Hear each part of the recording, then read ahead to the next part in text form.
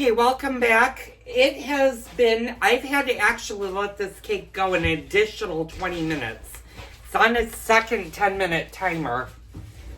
The carrot cake just, towards the bottom, was not done, and you definitely don't want to bring out a cake that still is not coming out clean. You want to make sure that that it's totally clean. And sometimes with bun cakes, it can be a little bit tricky to do that. But, huh? You can. I'm wondering if maybe it's easier for her to walk on the downstairs floor. Let me see.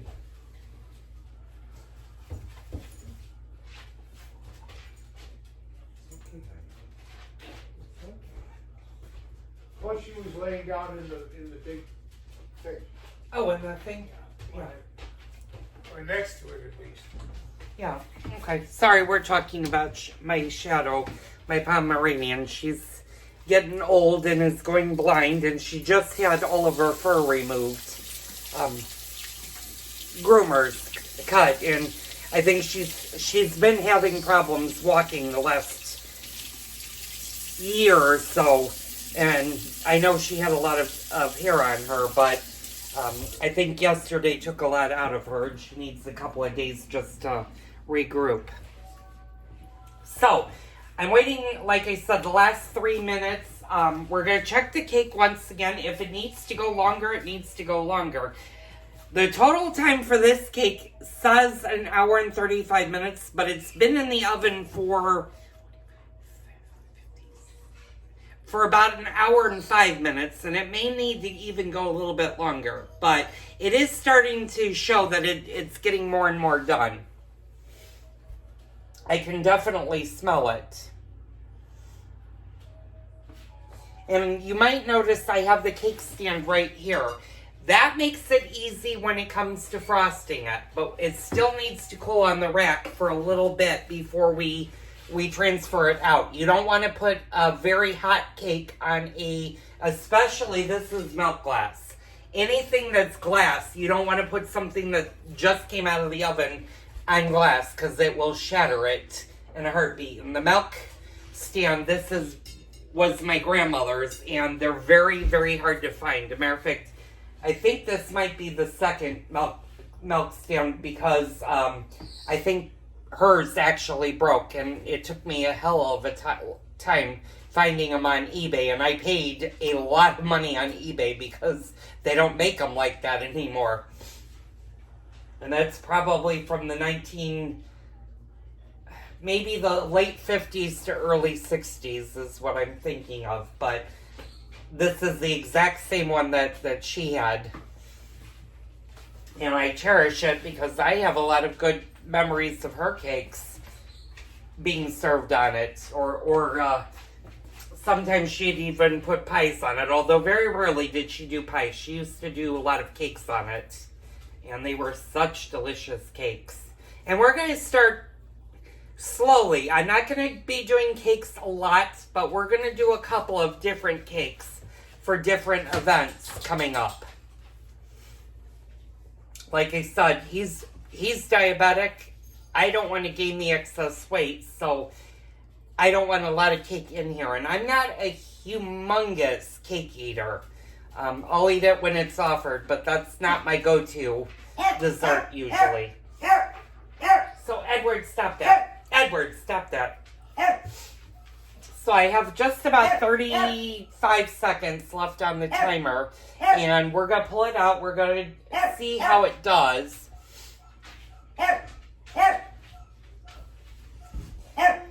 And when they say put a toothpick in and it comes clean, you want a clean toothpick. You don't want any markings from the batter. If you see any of that, then it definitely needs to cook longer. So, and it always helps that if you're adding time to the cake, that you stay close by to it. You don't want to leave it unattended and forget about it because then it'll burn. Okay. Now, I have not turned off the oven. I have just turned off the timer. And I can tell that this cake is a lot heavier than when I first brought it out. So see how this one did. Yeah, and I can tell this is a lot firmer. And actually now it has come out clean. Oh, sorry, you guys can't see it. So that's it. So the total time it took me to bake this cake was about an hour and 8 minutes. Like I said, we're going to leave it alone to cool for right now. We're not going to worry about making the frosting or anything for that right now because it definitely needs to cool. After about 20 minutes, what you can do is flip it onto a plate or a platter. Like I said, you want it to cool down before you put it on something like a glass cake stand. So what we might do is my grandmother's Tupperware cake stand or Tupperware cover is on the kitchen table. So what I might do is transfer it to that, make the frosting frosted, and then put the lid, once it's fully cooled, put the lid on it. So I'm going to bring you guys in so you guys can see what the carrot cake looks like. And he's a monster. He's pretty big.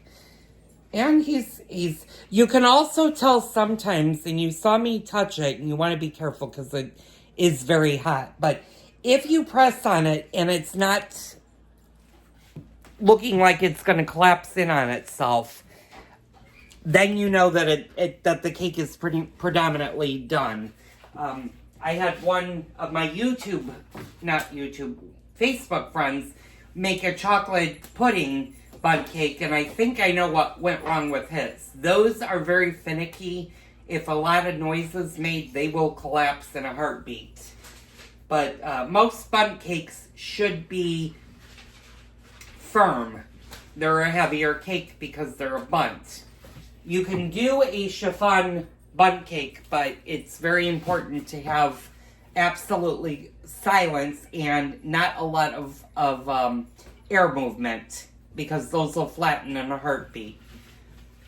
So, I'm going to stop the video for now. I will pick it up probably at 4:05, probably at 6:05 we'll start frosting this. So, I'll be back later and I'll show you how we frost this, how we prepare our frosting, and how we do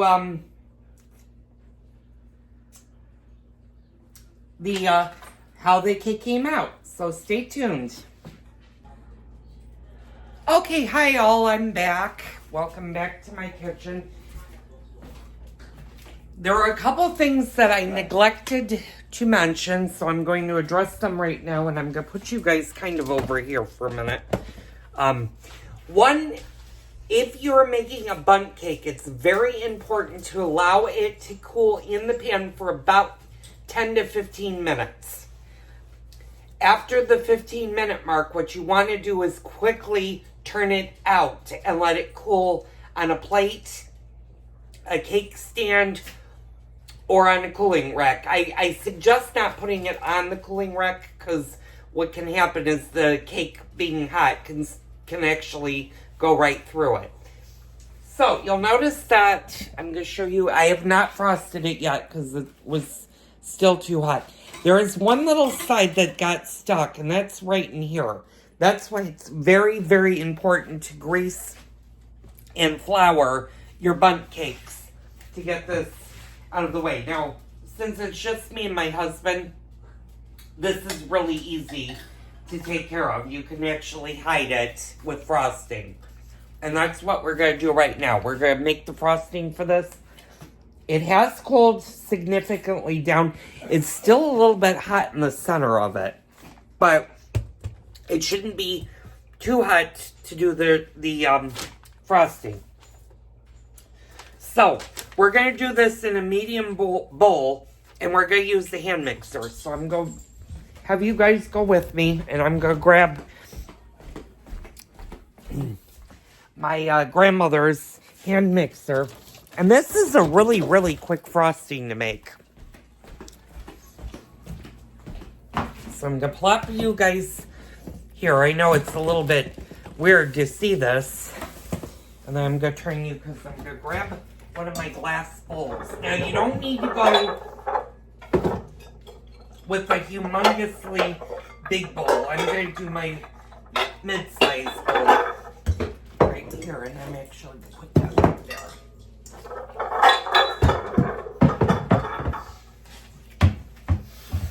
Okay, so we got our bowl, and we just need to get, I'm going to put you guys over here so you guys can kind of see for a second, because I'm going to be running in a couple of different spots. Okay, we got our powdered sugar, our cream cheese that's been sitting out for about an hour. Let me get my measuring cups.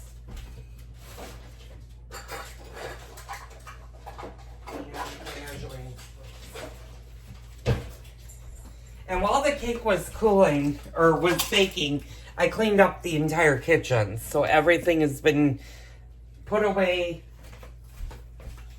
and has been cleaned. So, like I said, this is a really, really, really simple frosting where it's gonna use, and I'm gonna look at my measuring cups.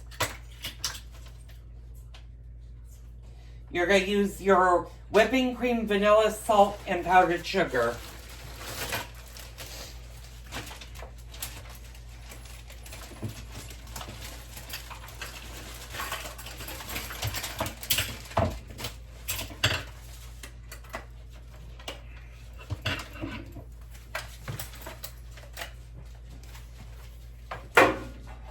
So we're just gonna plug in our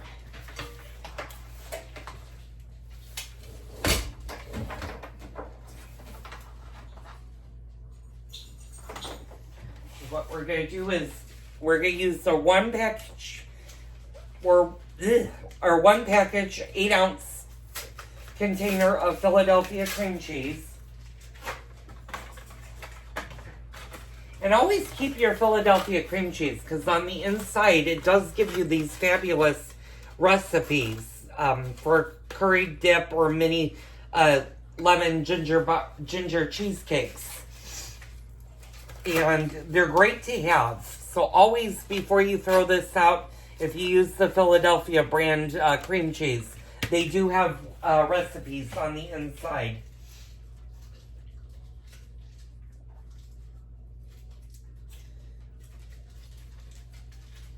And we're just gonna go here, and it says open location center line. And we're just gonna pull this apart, and we're just gonna rip this down the middle. We're gonna go pop with that.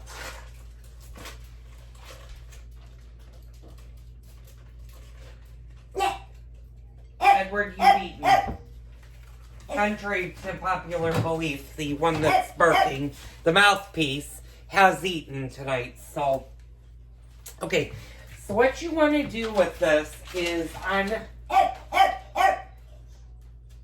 you want to whip this until it's nice and smooth. Now this is just the cream cheese. So I would go, you're not going to really need to beat it. You're just going to mix it until it becomes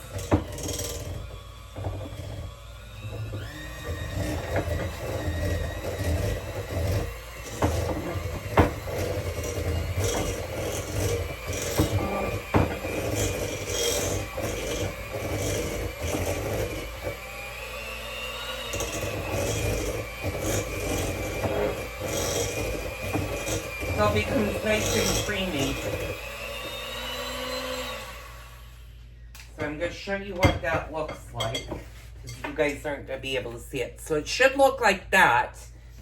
Now what you're going to do is you're going to add the rest of your ingredients.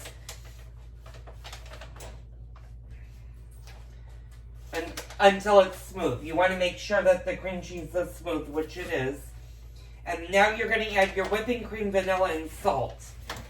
Now I don't put a lot of salt in this. It says 1/4 teaspoon, which seems a little high to me. I use a little less. So we need 1/2 cup of heavy whipping cream, 1 teaspoon of vanilla, and that should finish up my vanilla probably. Let's see. Oop.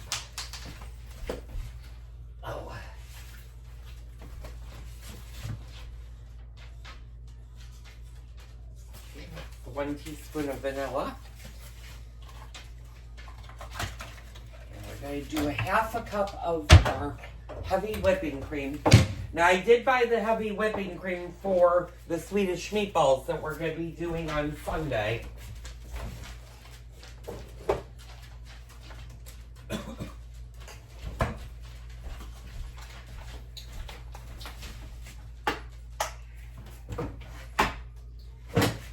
Use 1/2 cup.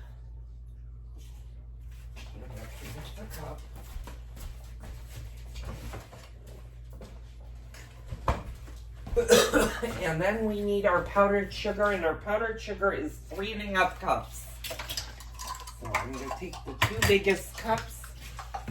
And powdered sugar, when you scoop out powdered sugar, you do it differently than you do with brown sugar. You do not pack it.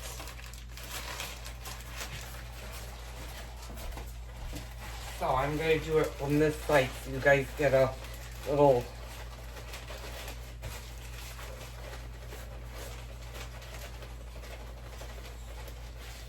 So that's 1 cup.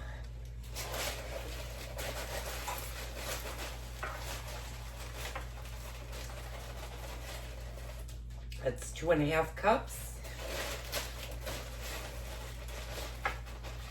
And that's about 3.5 cups of powdered sugar. And I'm just going to put 1/4 more in there.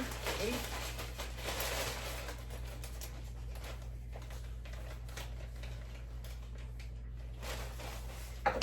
And you want to make sure with powdered sugar that you clean up your mess really quickly, because powdered sugar, when it gets, if it gets wet or if it gets heated, will actually melt, and it'll make a really, really, really sticky situation.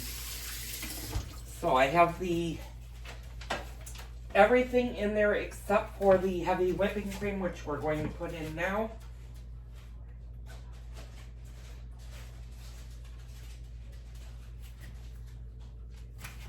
And I don't have a spoon. Oh, I have a knife. You know what?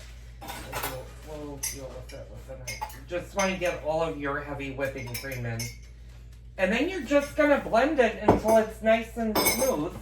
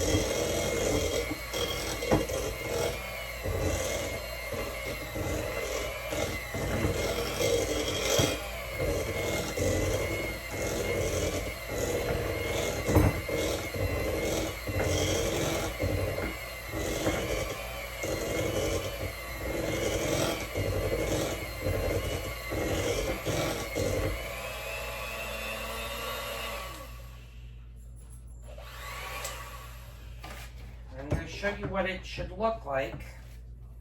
I take you guys and put you guys up. So it should now look like this, and that's your frosting.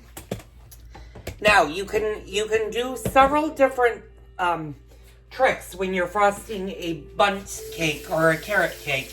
You can go crisscross over it.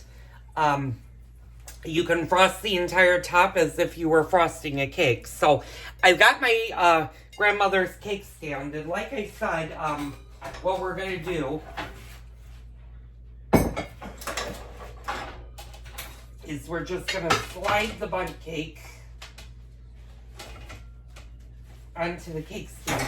Now, if you're doing this for a formal dessert, if you're having guests over and stuff, what I would suggest doing before you transfer your cake to your cake stand is to put a little bit of wax paper underneath it, but don't completely cover the cake stand. Just do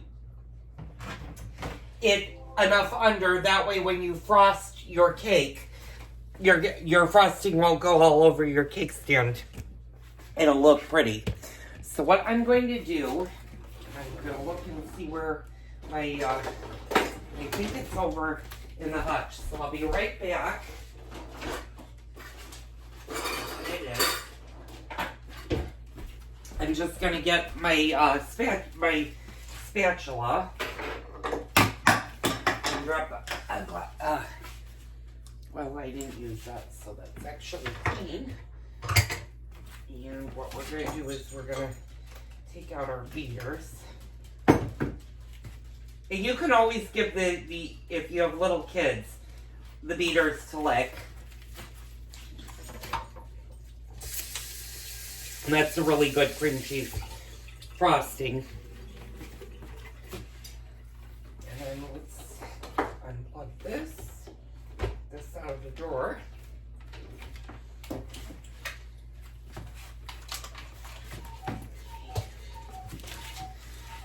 You might ask, why do I store my mixer in a Glad gallon size Ziploc freezer or storage bag? I do that, it protects it from getting dust. So if you don't use your mixer all that often, and this one doesn't get used too often, I put it in there to protect it. So what we're going to do is we're just going to get some of this frosting and we're just going to go on top, and then we're just going to go around the cake and frost it. Now, you know, like I said, there was a hole on this side, and you can kind of, if your bun cakes are a little bit tricky to frost, but if you do this,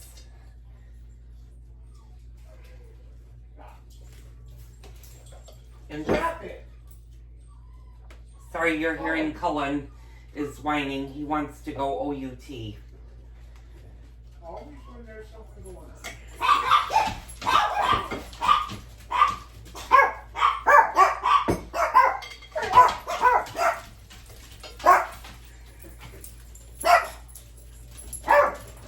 Hey. Now, if you need to, you can always firm up the frosting a little bit in the refrigerator.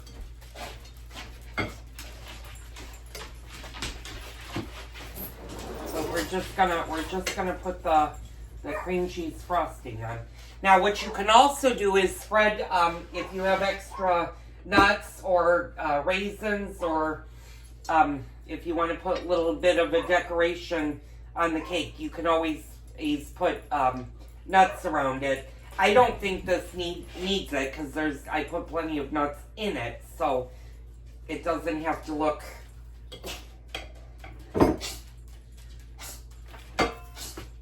too great.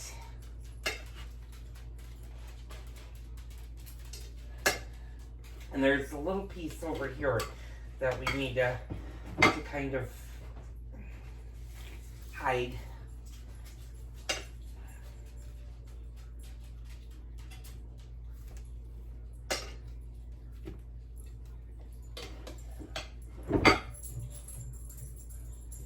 And like I said, you do not want to frost the cake until it has fully cooled. It can be a little bit warm, but you don't want it to be hot. You want it just to be like room temperature warm.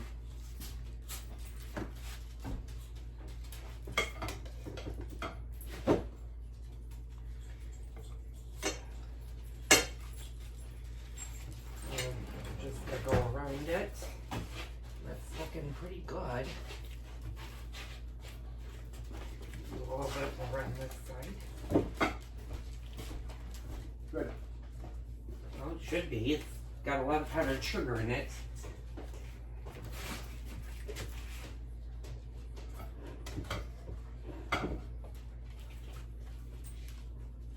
And this does make quite a bit of frosting, so you don't need to worry about not having much. And you don't have to, for bun cakes, you don't have to be perfectly around. Just enough to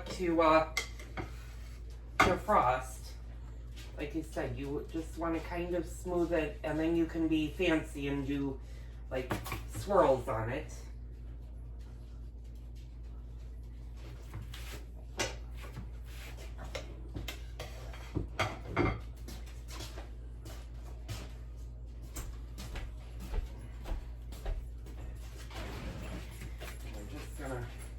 And unfortunately, with the bundt cake, when you put this much frosting on it, it ruins the decorative part of the bundt cake. It looks more round, but that is the finished carrot cake with its frosting. Now you can, if you're not going to be serving this for a while, you can pop it into your refrigerator for a little bit and let it firm up a little bit, and then just take it out when you're ready to serve dessert. Like I said, if you put wax paper underneath, let all of the frosting fall on the wax paper, and then just gently pull it out. Don't put the wax paper all the way underneath the cake, otherwise you won't get the wax paper out.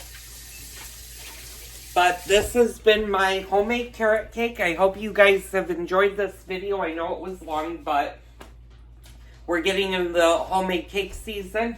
We're going to have dinner, and then we're going to have a delicious piece of carrot cake tonight. So, thank you for tuning in. Don't forget to hit the like button. Don't forget to hit the subscribe button for more great videos and cooking videos from me. And don't forget to leave me a comment if you have any questions. Or if you just want to say hi, leave me a comment down below. I'll see you on the next Cooking with Joel video.